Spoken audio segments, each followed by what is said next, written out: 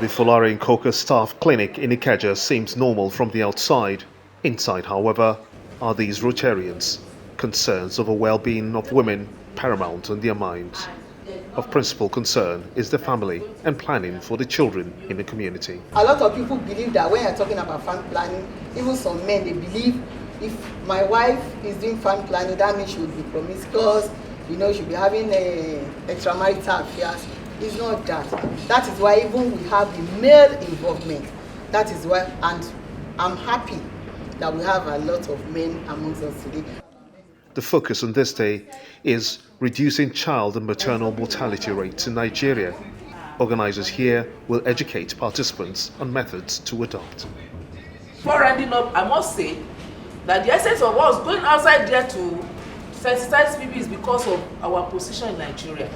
In the whole world, India is known to be the highest country that have the highest rate of this maternal mortality related to limits. That is, women died after childbirth or before childbirth.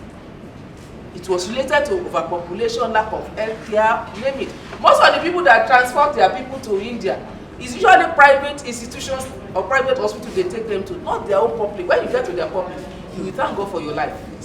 But these people, as flies is blowing in India, because they're overpopulated. You can't take a car, it's usually a bike, because they are overpopulated. So they suffer a lot. And so after India, that has highest rate of women that died, next to it, as dated by 2018, is who? Nigeria. We want, especially the men. The men are the head of the family. If we were able to pass this message on to the men, what happened? We have already passed it to the whole family, because women, we forget things easily. But men, we remind the women and say, oh, the type of family planning, this is how it works, this is what. And then when the men knows about it, they will tell their wife, they will tell their children. Deeply interactive as it is sensitive, the advocacy campaign here is greeted with a barrage of questions on fertility, mortality, and more, begging for answers on female physiological issues. So I want to know what causes that delay in conceiving after removing the family planning. I have a sister-in-law that did the family planning likewise, and she told me that she's always she's bleeding, especially she's having heavy menstrual fluid. What is the reason? And eventually she removed it. I think she hold off for some time, delayed before she now got pregnant again. So she's scared of doing it because of the heavy flow on this. I have an experience on this kind of prevention, which it takes about almost 2.5 years. My wife took the injection for almost 2.5 years. It took her another 2.5 years before getting pregnant. That is when after she has stopped. The woman has been on menopause for 10 years and later she got pregnant. I don't know how far it's true. The response was swift, clarifying the issues raised. She might not even be in her menopause. She might be having irregular